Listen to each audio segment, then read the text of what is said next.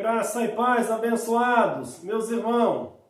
É um prazer estar aqui mais uma vez para junto compartilhar essa palavra, não só para você que é aqui do nosso bairro, Cabo Frio, Unamar, mas também você que é de outro país, outra cidade. É sempre um prazer poder falar com você. Você ainda que não é inscrito no nosso canal, escreve lá, dá um joinha, compartilha essa mensagem, faça que outras pessoas possam ser alcançadas. Então, você já me conhece, Simar Rodrigues de Unamar. É um desafio muito grande, não só para mim, mas para você também, que entendeu a graça na sua cidade. E parece que você se tornou o inimigo número 1 dos seus amigos, daquele campo religioso que você pertencia. Então você é como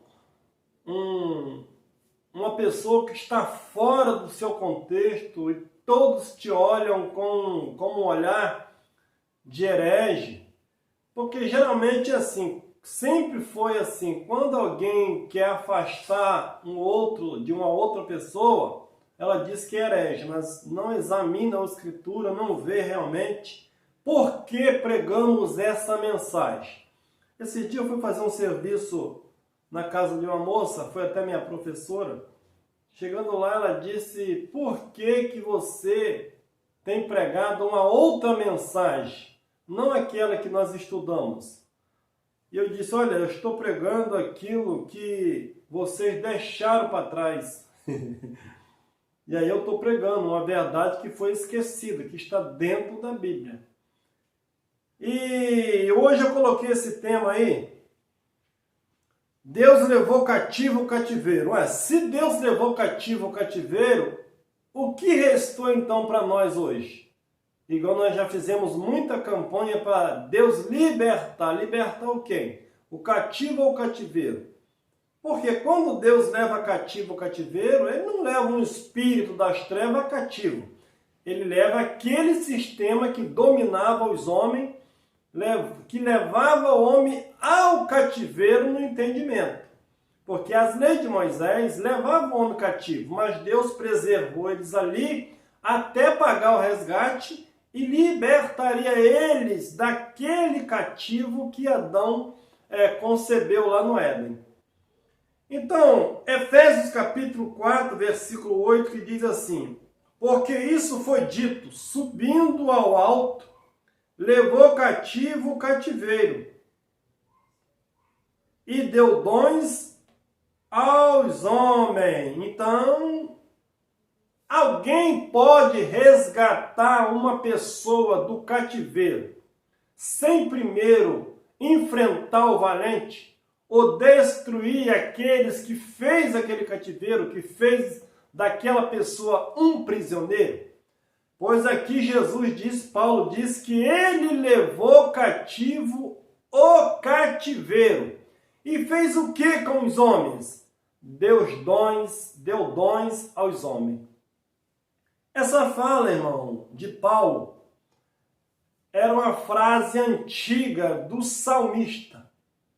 Porque toda a revelação que Paulo falava nas suas cartas não era nada novo biblicamente, mas na revelação era, porque era frase do Antigo Testamento que Paulo ali teve o entendimento e estava esclarecendo aquela geração da promessa que Deus tinha feito para com eles. Então o Salmo 68, Salmo de número 68, verso 18, que diz assim: tu subiste ao alto e levando aos teus cativos, recebeste dons dentre os homens e até dentre os rebeldes, para que o Senhor Deus habitasse entre eles. Então, quando Paulo diz que foi dito para eles que Deus levou cativo o cativeiro, era uma frase lá do Salmo, porque Deus tinha a promessa de resgatar o seu povo. não só da mão daqueles inimigos ali, mas também em um plano futuro na época de Cristo.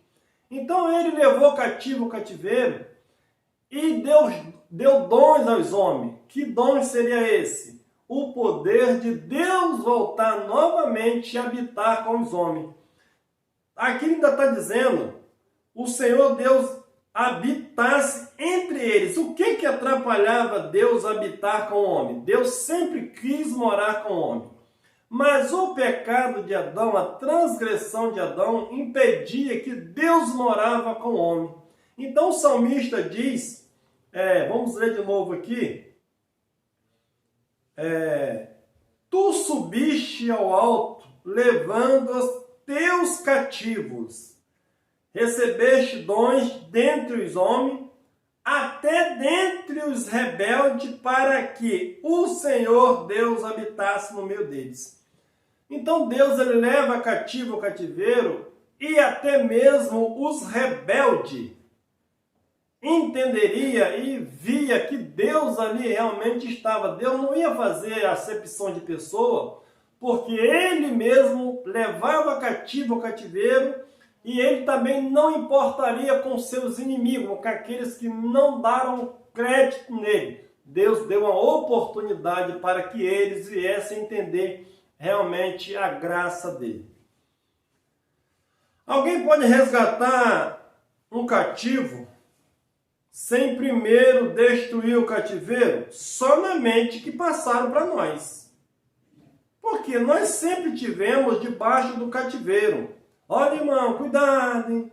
Olha isso, hein? Toma cuidado com o diabo, hein? Olha só, hein? Você é escravo. Irmão, Deus ele resgatou não só os cativos, como destruiu o cativeiro. Mas se mais hoje tem cativeiro? Tem. Cativeiro religioso. Aquilo que prende a sua mente. Cristo já pagou um preço por eles. Você já nasceu no reino de Cristo. Você já nasceu no reino. Onde é o reino de Deus? Aonde é o reino? Vai ser lá ou vai ser aqui? O reino do céu é onde? A Bíblia diz que o reino do céu é aqui. O céu é lá, o seu reino estendeu até na terra. Então ele levou cativo o cativeiro e deu dons aos homens, oportunidade, para que o homem se achegasse a Deus e não fosse mais cativo, igual éramos. Eles lá e nós também vivemos muito tempo cativo na mente, aprisionado. Mas se você é contra as reuniões, não, meu irmão. Inclusive nós também se reunimos aqui como igreja de Cristo. Nós fazemos parte dessa família de Deus. Nós reunimos como igreja, cantamos louvores, mas com entendimento aberto, avançado, que toda obra já foi consumada.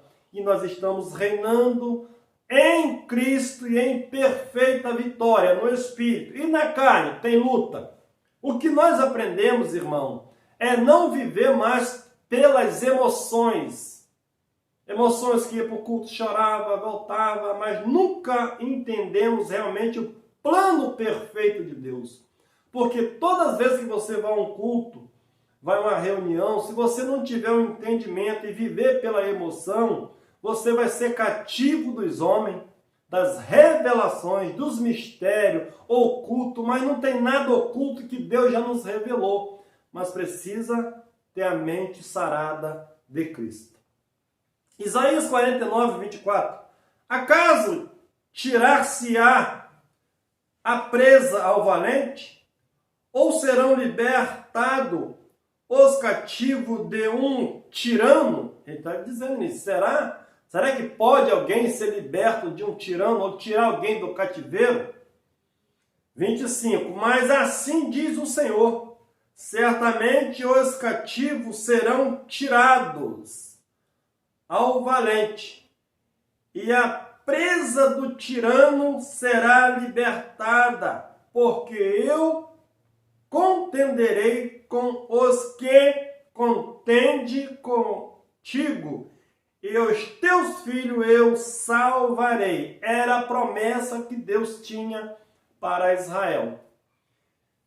Para Israel ou para todo mundo? Meu irmão, nem todo mundo estava debaixo do pecado, a transgressão da lei. Todos estavam mortos. Adão pecou e a morte passou a todos. Mas a transgressões, Deus escolheu um povo para cumprir o seu propósito. Então Deus iria resgatar ele desse cativo, daquela morte, daquela condenação, para que todos que nascessem depois desse pacto, depois da obra consumada, e nascessem no reino de Deus, no reino dos céus. Mateus 12, 29 diz assim: ou como pode alguém entrar na casa do valente e roubar-lhe os bens, sem primeiro não amarrar o valente? Então lhe saquear a casa. Como alguém vai resgatar ou roubar alguma coisa se primeiro não pegar o valente primeiro? Então, quando a Bíblia diz que Deus levou cativo o cativeiro, o que é que ele fez para resgatar esse povo da mão do valente? Quem era esse valente? Senão o pecado de Adão, a transgressão que veio por Adão e afastou todos de Deus. Será que existia um espírito ali que prendia esse povo? Ou foi a transgressão de Adão que todos vieram cair na mão desse valente? Então Jesus está dizendo, quem pode entrar e saquear ou pegar alguma coisa se primeiro não amarrar o valente? Então Cristo veio para amarrar o valente, destruir o valente e tirar o seu povo da mão desse valente e transportar para o reino do seu Filho. Verso 30. Quem não é comigo é contra mim. E quem comigo não ajunta, espalha. Então, quando Cristo veio, quem estava com ele, estava bem. Estava juntado com ele. Aqueles que estavam contra ele, espalhava. Esses não entendiam realmente que ele era o resgatador. O resgate foi feito. Como que o resgate foi feito? Até a cruz, o primeiro pacto imperava. Mas depois da cruz, o resgate foi pago com sangue. Se o preço foi pago, o resgate foi pago, e agora, como tirar esse povo da mão do tirano? Mas se o tirano não foi destruído, foi. O tirano era um ser espiritual? Não. Era entendimento. Eram as leis de Moisés que prendiam o povo naquele primeiro pacto. E naquele primeiro pacto, ninguém se salvaria. Precisava um resgatador para amarrar o valente, para destruir e pagar um alto preço para libertar esse povo da morte para a vida em Cristo. Colossenses 1:13. E que nos tirou do poder das trevas e nos transportou para o reino do seu Filho amado. Então, quando Cristo veio, com o seu sangue, ele resgatou esse povo da morte para a vida. Tirou do reino das trevas e transportou eles para o reino do seu Filho amado. João 12:31, que diz assim: agora é o juízo deste mundo. Agora será expulso o príncipe deste mundo. Então, o valente foi amarrado. Agora Jesus está dizendo que aquele príncipe daquele mundo, ele seria expulso. Meus irmãos, quem era o príncipe daquele mundo? Era o Lucifer? Ou era aquele conjunto de leis que não levava ninguém a Deus, e os sacerdotes como voz de Deus, que só queria para eles, e deixaram as leis de Deus e colocaram os seus princípios ali, as suas tradições, e através desse resgate, ele ia destruir o príncipe daquele mundo. Verso 32. E eu, quando for levantado da terra, todos atrairei a mim. Você nota que quando Deus fez o resgate, ele ia atrair todos para ele, porque todos estavam enrolados naquelas leis de Moisés e naquele século mau. Quando ele paga o resgate, destrói o cativeiro, dá dons aos homens e encerra aquela velha aliança, ele iria atrair todos para eles. Hebreus capítulo 2, versículo 14, que diz assim: portanto, viste como os filhos são participantes comuns da carne e sangue, também ele, semelhantemente, participou das mesmas coisas, para que pela morte derrotasse aquele que tinha o poder da morte, isto é, o diabo. Nós já temos mensagem dizendo que o diabo nunca foi um ser espiritual. E se ele fosse um ser espiritual, ele teria sido derrotado por Cristo por esse versículo. Hebreus 12, 14. Então a Bíblia diz assim como os filhos, quem é filho, participava de carne e sangue. Eu e você, irmão, somos filhos. Nós estamos aqui participando de carne e sangue. Deus não tem filho na carne, mas tem filho no Espírito. Então, quem é o nosso Pai? Deus é Pai no Espírito. E Ele trouxe-nos aqui nessa terra para participar de carne e sangue.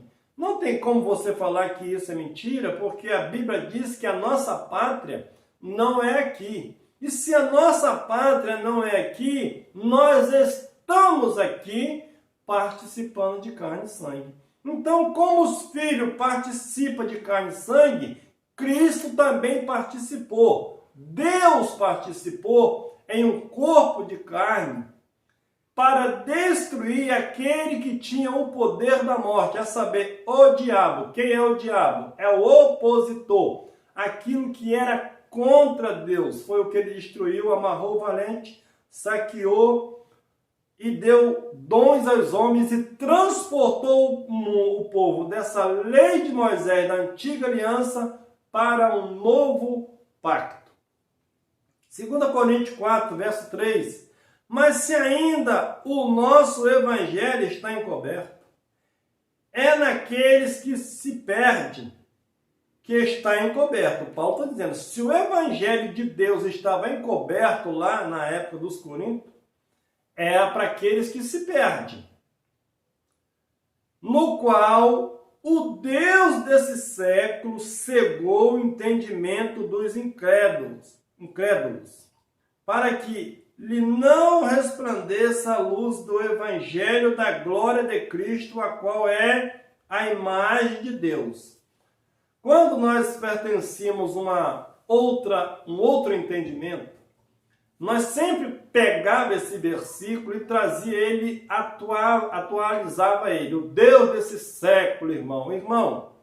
Meus irmãos, o Deus daquele século. Quem era o Deus daquele século? Quem regia as nações ali em Israel? Quem era o Deus daquele século? Em que aquele povo estava baseado? Quem administrava as leis de Deus? Não eram os sacerdócios? Baseado na lei de Moisés? Porque Moisés era tido como Deus. Arão era a boca de Deus e Moisés seria como Deus. Então, o Deus daquele século era todo aquele ensinamento errôneo que o homem interpretava da forma deles, não deixando eles entender que Deus era o poderoso e eles viviam mais de preceito do que as leis de Deus. Então, Deus daquele século era baseado nas leis de Moisés e também naquela liderança que dizia que aquilo era a verdade e Cristo era a mentira. Então, o evangelho veio ali para libertar os cativos. O preço já tinha pago, mas eles não aceitavam o evangelho de Cristo e eles foram cegos pelo Deus daquele século. E quem era o Deus daquele século? Não era o diabo. O diabo era aquilo que era opositor. O diabo era quem? A própria liderança que lutava contra as verdades e eles que mataram Cristo. Efésios 5:8. Pois outrora eras trevas, mas agora sois luz no Senhor. Andai como filho da luz. Então Paulo está dizendo, vocês antes eram trevas. Meu irmão, trevas é falta de conhecimento. Eles eram sem conhecimento de Deus, só que Deus reconciliou eles. E agora essa mensagem chega até eles. Paulo diz, vocês eram trevas, mas agora vocês são filhos. Eles não precisaram levantar a mãozinha para se tornar filhos. Apenas com um sacrifício, Deus fez eles filhos. E agora eles precisavam andar como filho. A igreja não, hoje é o contrário. Você tem que aceitar Jesus, passar por aqueles ritos todinho, para depois ser filho. Não. Nós nascemos filho de Deus. Tem até um dizer muito engraçado que a gente dizia, que filho de peixe, peixe é. Filho de cachorro, cachorro é. Filho de boi, boi é. Agora, filho de crente, não é crente. Então é melhor ser filho de peixe. Porque se eu sou crente, meu filho é o quê? Se eu sou um cristão, meu filho vai ser o quê? Agora, os filhos do nosso irmão católico tinham mais privilégio do que nós, porque quando eu nasci, eu já nasci católico. Então, nasci católicozinho. Quando eu criei em Cristo, que é o mesmo Deus do católico, é o nosso Deus, quando eu entendi que o evangelho que passaram para mim, e aí eu deixei de ser filho de crente. E agora eu tenho as minhas decisões. Meus irmãos, nós já nascemos filhos de Deus. E agora? Precisamos andar como filhos de Deus. Vamos deixar de ser filho se não andarmos mais? Não, é um filho rebelde. É filho desobediente. E o castigo vem. Castigo o quê, Simã? Tudo que você planta, você colhe. Lá ou aqui? Aqui. Aqui nesse mundo. Efésios 4:18. Em que eles eram trevas? Efésios 4:18. Entenebrecido no entendimento, separado da vida de Deus pela ignorância que há neles, pela dureza dos seus corações. Porque o mundo hoje não está em Cristo, pela ignorância do seu entendimento. Eles nasceram em Cristo, mas pelo decorrer da sua vida, outra vez da religiosidade, diz que ele tem que nascer de novo, eles ficaram com seu entendimento perdido. Paulo está dizendo, por que vocês estão longe? Pela ignorância do seu entendimento. Não, hoje não, a pessoa está longe porque não é filho. Quando a pessoa aceita Jesus, aí sim, aquela pessoa se torna filho de Deus. Errado. Diz aqui, Efésios 4:18, entenebrecido no entendimento, separado da vida de Deus, porque pela ignorância que há neles. A palavra ignorância, irmão, é falta de conhecimento. E a pessoa me diz, então, esse dia, por que eu não prego o evangelho que eu pregava? Porque o evangelho que eu pregava, essa pessoa não era filha de Deus. Mas por que hoje as pessoas estão no bar, estão na prostituição? Por quê? Entenebrecido no entendimento. Por quê? Pela dureza do seu coração.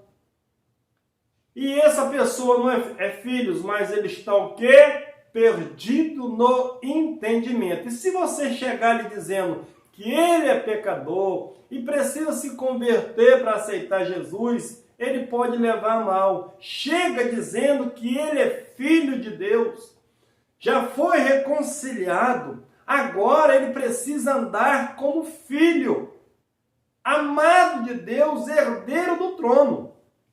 Qual é a diferença do cachaceiro para nós? É porque nós estamos desfrutando do reino e ele não está. Ele está entenebrecido no entendimento, pela dureza do seu coração, e não tem o entendimento que nós temos. E eles não comem o melhor dessa terra, mas eles nasceram no plano perfeito, anda, mas não anda no plano perfeito, ele anda segundo as suas obras. Mas quando eu e você, ou quem tiver alguém do seu lado, chegar e não ter essa divisão dizendo que ele é pecador e você é santo, e chegar nesse entendimento, igual Paulo dizia que eles já foram reconciliados, eles só eram inimigos pela ignorância deles. Mas não, hoje as pessoas só é amigo de Deus se aceita Deus. Deus já aceitou. Agora que nós precisamos abrir a nossa mente e o coração para não andar nas nossas práticas e se tornarmos inimigos pelo entendimento. Não porque nós somos. A nossa luta não é contra a carne. Opa! Sempre nós lemos esse versículo, irmão, dizendo que existe um ser lá em cima, nos lugares celestial, dominando tudo e fechando a bênção de Deus. Efésios capítulo 6, verso 12. Pois não é contra carne e sangue que temos que lutar, mas sim contra os principados e contra a potestade, contra os príncipes do mundo destas trevas, contra as hostes espirituais da iniquidade nas regiões celestiais. Então Paulo agora está dizendo que não é para nós lutarmos contra a carne. Nós não temos que lutar contra o nosso irmão, carne mesmo, mas nós precisamos lutar contra as hostes. Aonde está? As hostes malignas. Está na região celestial. E aonde é essa região celestial? É na mente, é no psique. Paulo diz que precisamos destruir as barreiras, as algemas na mente. Então, aonde é a região celestial que esse texto está dizendo? Esse povo ali, irmão, região potestade, dominadores, era daquele século, era aqueles religiosos que estavam nos lugares altos, no entendimento. Eles eram doutores, eles eram da lei, eles tinham autoridade. Principado e potestade é a autoridade.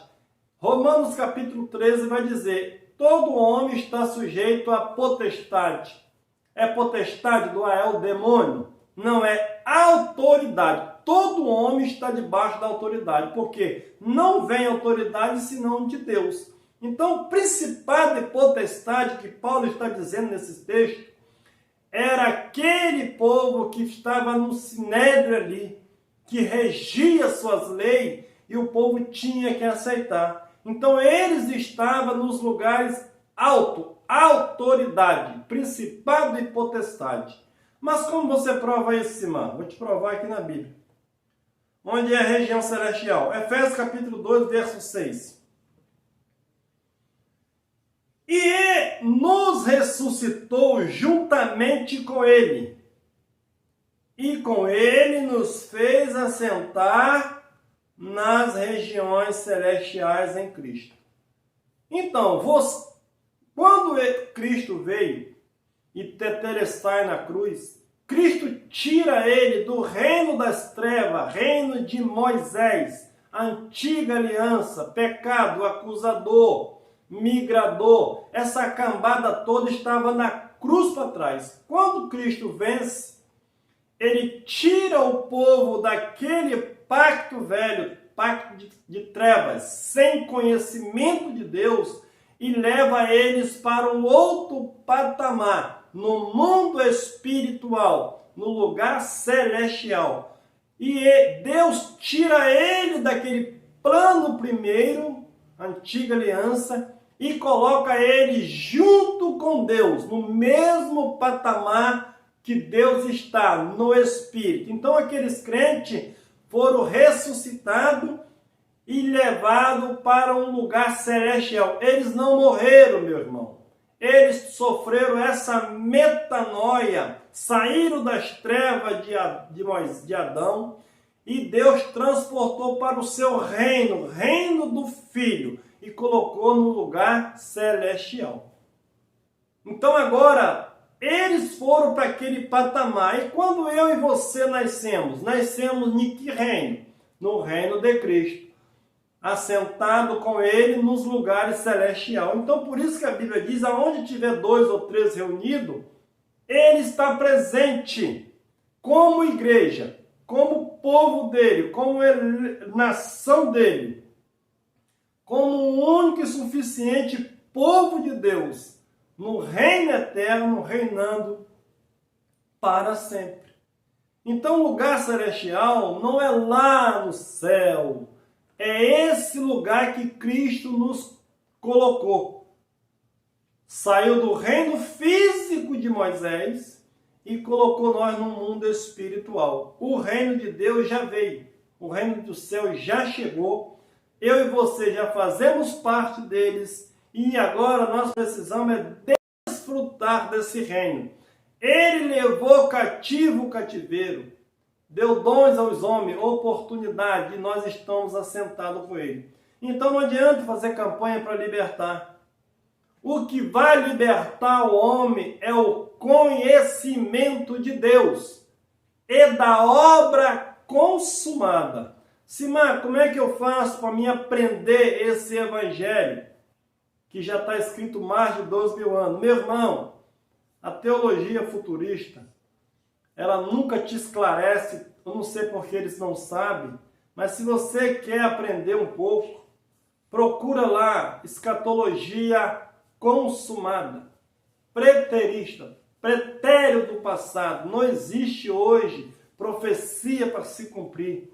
O que existe é que você e eu precisamos tomar posse daquilo que foi feito para com eles, e já nascemos família de Deus, herdeiro de todas as suas promessas.